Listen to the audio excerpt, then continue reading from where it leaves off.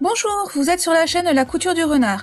Je vous propose de coudre le bloomer 116 du Burdal Style de juillet 2015.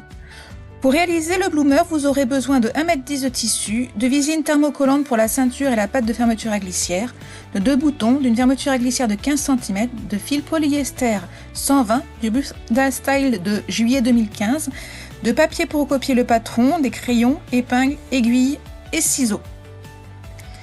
Cette réalisation fait partie d'un défi d'utiliser un coupon de 3 mètres dans sa totalité. Dans le coupon, il a déjà été utilisé 2,45 m pour la robe 115 du Burdal Style de juillet 2025. Il ne me reste donc que très peu de tissu, environ 65 cm. Donc le positionnement du patron sur les chutes du tissu vont être un peu différents de ce qui est proposé dans le plan de coupe. La ceinture qui devait être posée sur la ligne horizontale sera mise à la verticale et il n'y aura pas de lien pour faire le bloomer. Le rabat de poche pièce 24 est composé de 2 pièces, dont l'une est thermocollée. Je viens assembler ces 2 pièces à 1 cm de couture.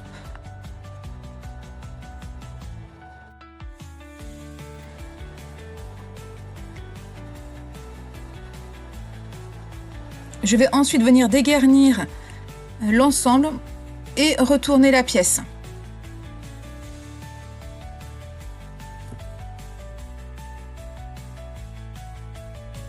Après avoir passé la pièce au fer à repasser, je viens faire une surpiqûre à 3 mm du bord.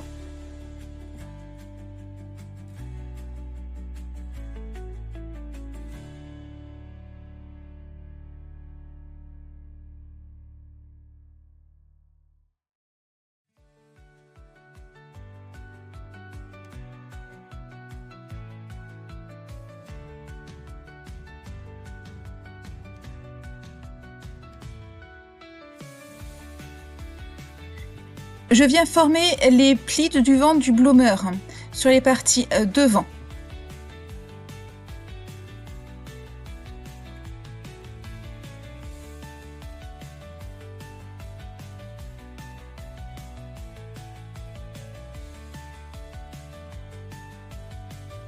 Je viens glacer les plis pour qu'ils restent en position lorsqu'il y aura le positionnement de la ceinture. Je fais de même pour l'autre côté du bloomer.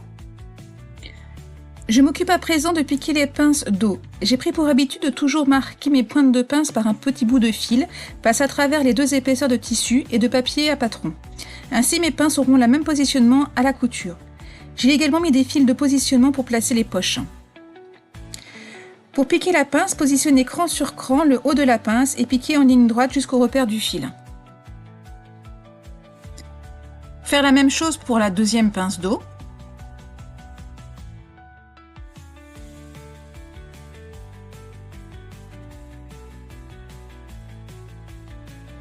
Venir positionner le rabat de poche entre les repères de petits fils.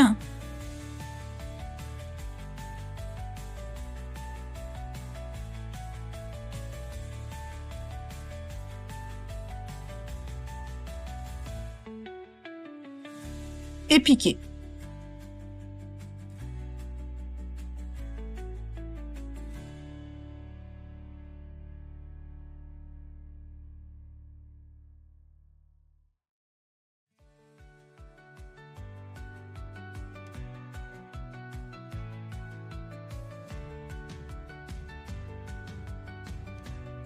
Venir dégarnir les surplus de couture à peu près 0,5 cm du bord de la piqûre.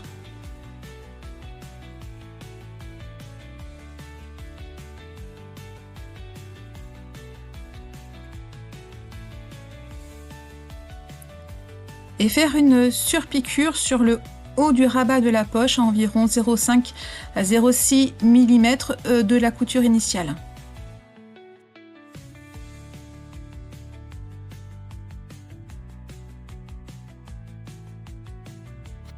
Si vous constatez qu'il y a des petits surplus de couture qui réapparaissent malgré la piqûre à 0,5 mm du bord, venir dégarnir au plus près de la couture.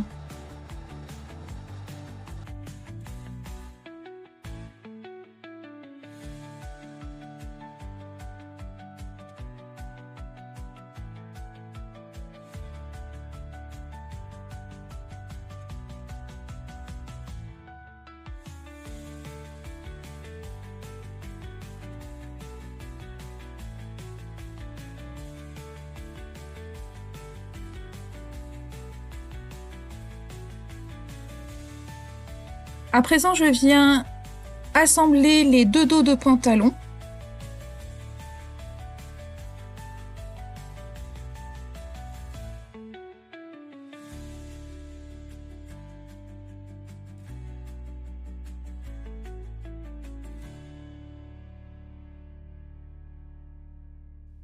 Et je viens repiquer une deuxième fois par-dessus, car c'est une couture qui va être soumise à un nombre d'efforts multiples, et j'aimerais bien que ça ne lâche pas.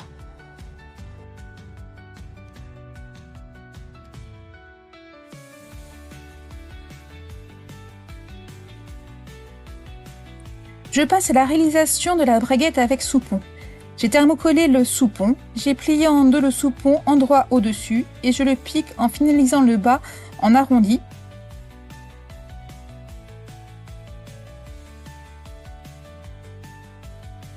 Je viens dégarnir les surplus de couture et surfiler à la surjeteuse les marges de couture. J'assemble le bas de la fourche devant.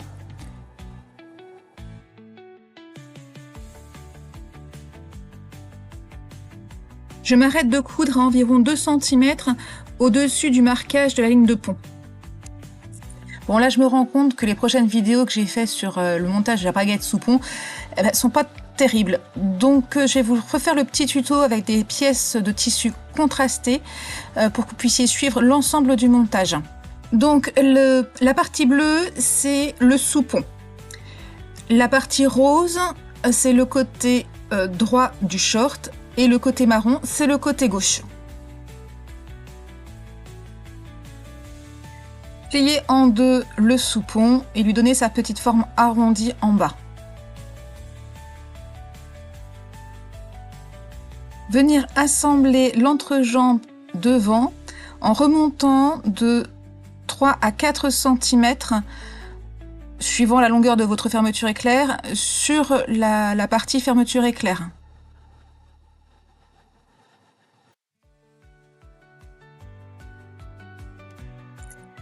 Venir repasser la pièce pour bien marquer le pli du milieu.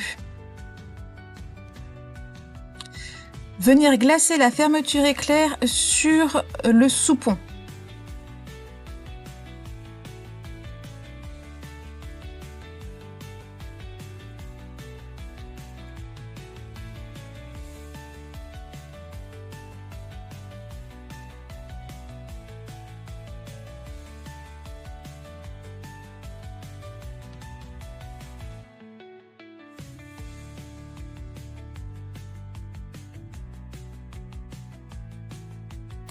Placez le sous-pont sur la partie rose du short, endroit contre endroit. Il faut que vous placiez votre sous-pont, enfin la couture du sous-pont, à 2 à 3 mm vers l'intérieur de la partie rose, de la ligne de milieu de la partie rose. Parce que si vous le faites pile sur la partie rose, il y aura un problème de recouvrement de la fermeture éclair par la partie marron de tout à l'heure. Donc retournez votre travail, vérifiez votre couture et en particulier c'est le placement de la patte marron qui vient dessus. Donc elle doit coller sur la partie de la ligne rouge qui est la ligne de milieu. Faire une surpiqûre le long de la fermeture éclair pour figer les coutures.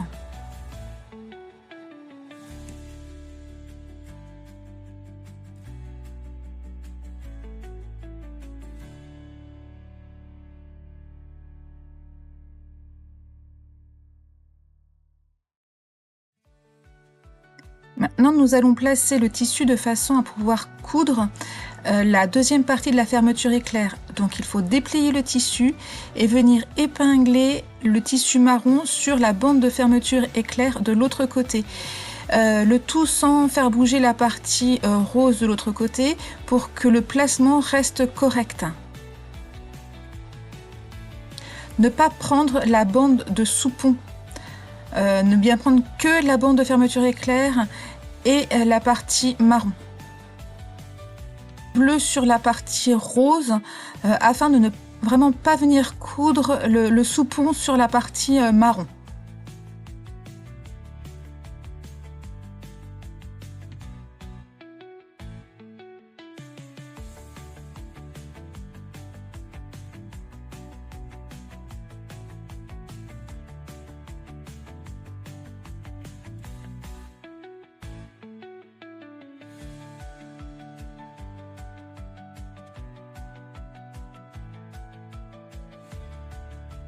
Retournez la pièce et vérifiez bien que vos lignes de pliure milieu devant soient bien respectées.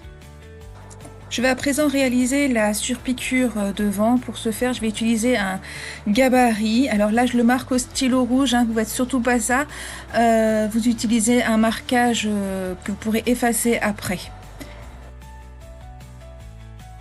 Vérifiez que vous avez bien épinglé votre soupon sur votre partie rose afin qu'il ne revienne pas sous la couture du marron dans le début de piquage de la surpiqûre. Je trace un petit trait sur le début d'arrondi de la surpiqûre pour vous notifier où est-ce que je vais m'arrêter.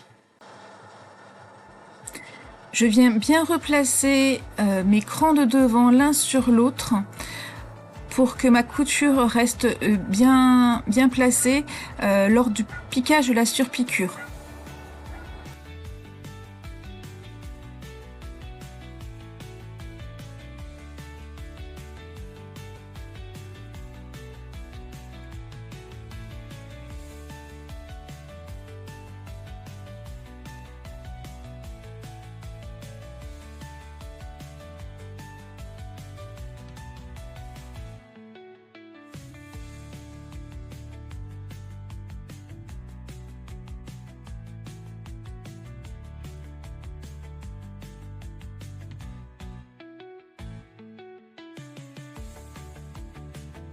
Je vais venir m'arrêter de piquer au niveau du petit trait rouge que j'ai tracé tout à l'heure afin de pouvoir ensuite rabattre le soupon à l'intérieur.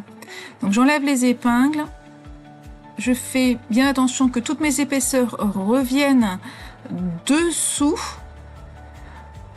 Et là, je reprends ma couture en prenant bien donc toutes les épaisseurs.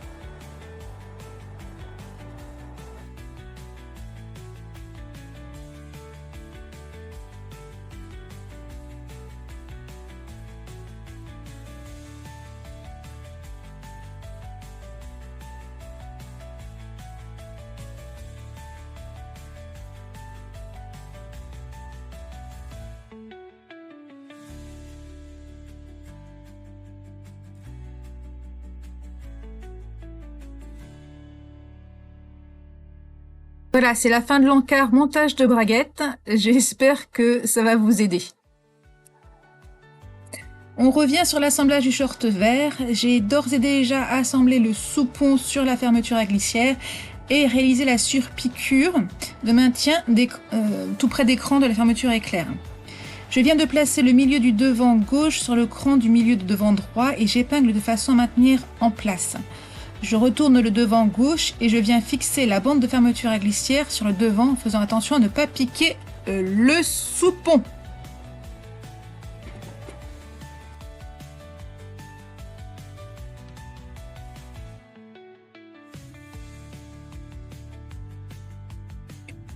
Je vérifie le placement de mes précédentes coutures et je vais venir fixer temporairement le haut de la braguette pour pouvoir venir dessiner l'arrondi de la surpiqûre de la braguette.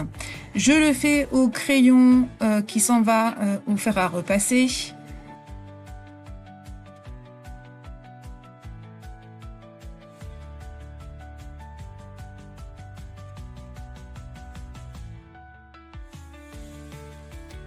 Je viens piquer la surpiqûre sur la ligne que je viens de dessiner au crayon et je m'arrête juste avant l'arrondi de la braguette.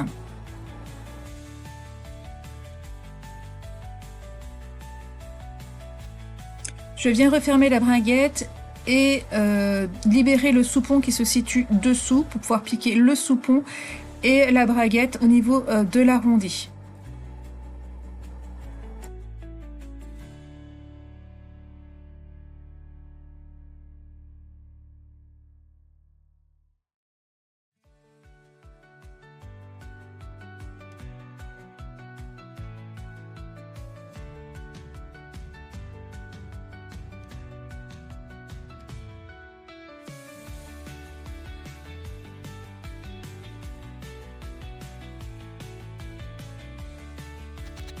Les poches se constituent de 4 pièces identiques qui vont par 2 une paire de chaque côté du short. Donc là, vous allez commencer par prendre le premier sac de poche, poser cran sur cran le sac de poche contre le bord du short. Coudre uniquement entre ces crans.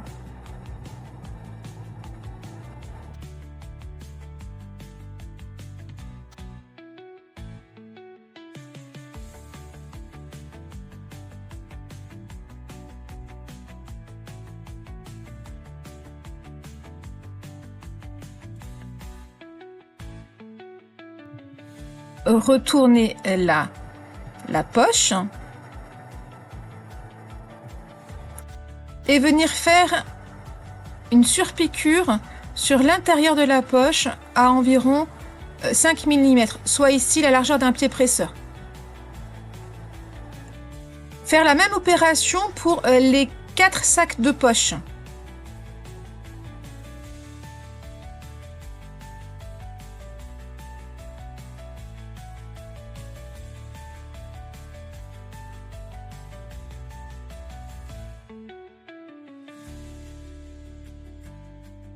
Venir piquer le haut du short en assemblant la partie devant et dos jusqu'au cran.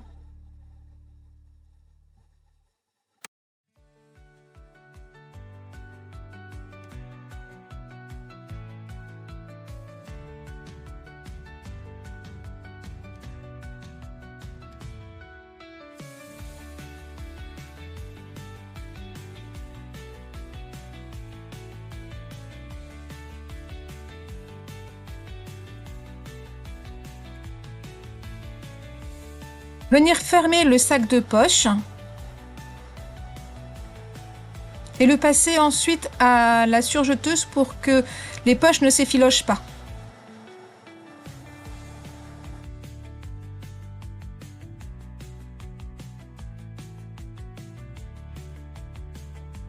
Finalisez la couture en fermant le short en partant du bas vers le cran de la poche. Vous remarquerez le petit zigzag que je fais en bas du short. Il s'agit du retournement du l'ourlet qui sera à faire tout à l'heure.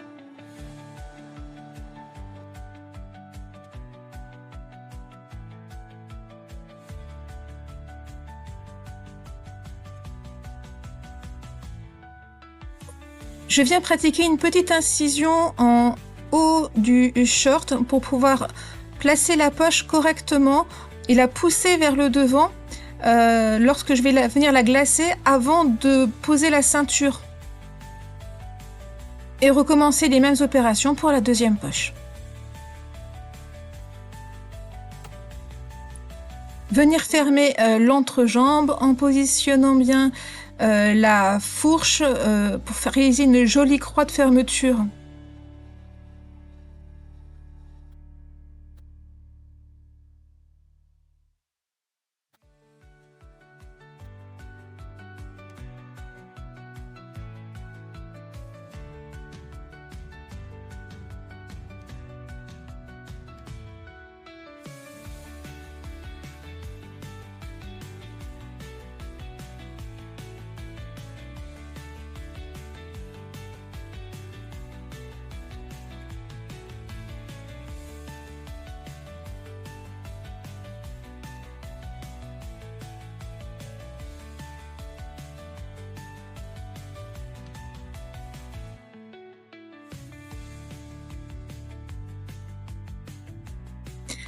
La sature est une bande de tissu que j'ai thermocollée, pliée en deux, et je suis venue rabattre sur un des côtés au fer à repasser à une largeur de 1,2 cm. C'est pour faciliter le retour de ceinture ensuite. Là, je pique la ceinture tout le long du short à 1,5 cm du bord du short.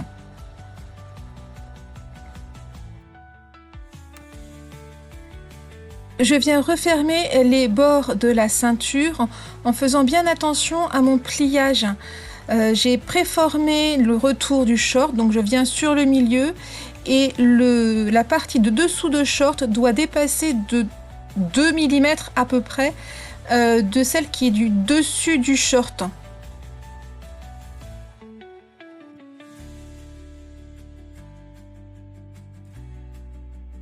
Je recoupe à peu près 4 mm de la couture pour éviter les bourrelets intempestifs au niveau du retournement de la ceinture. Et je crante également mon angle.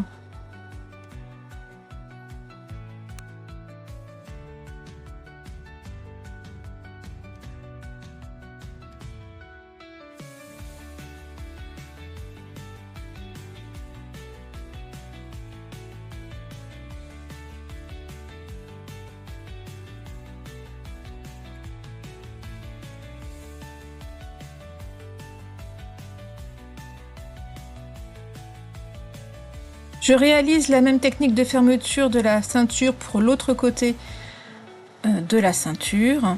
Toujours bien penser à faire dépasser de 2 à 3 mm maxi le côté intérieur de la ceinture par rapport au côté extérieur.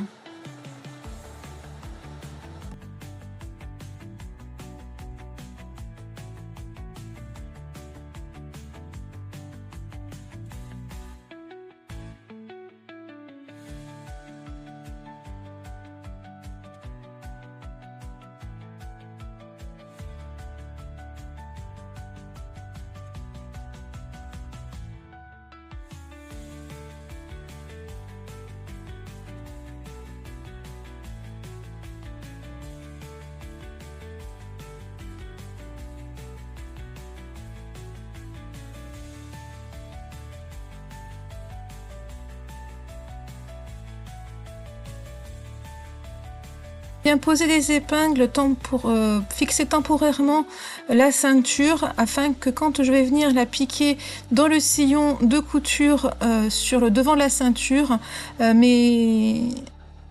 ceinture ne bouge pas sur le dessous.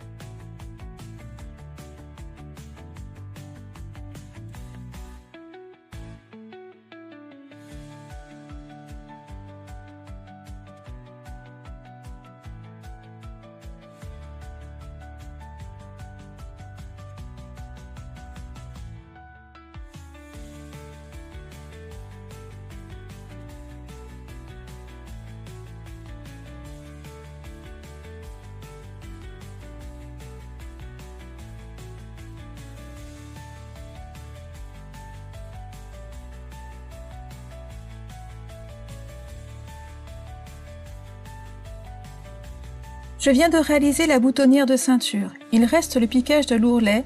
Il s'agit d'un ourlet avec un repli de 2 cm. Coudre le bouton de la ceinture et du rabat. Il ne me reste que quelques petites chutes sur le coupon de 3 mètres qui m'a servi à réaliser la robe 115 du Burstall Style de 2025 et le bloomer. Je n'ai pas assez de reste pour fabriquer les liens à glisser dans l'ourlet du short pour former l'effet bloomer. Mais celui-ci me convient comme il est. J'espère que cette vidéo vous a plu. Je vous souhaite à tous de bonnes coutures.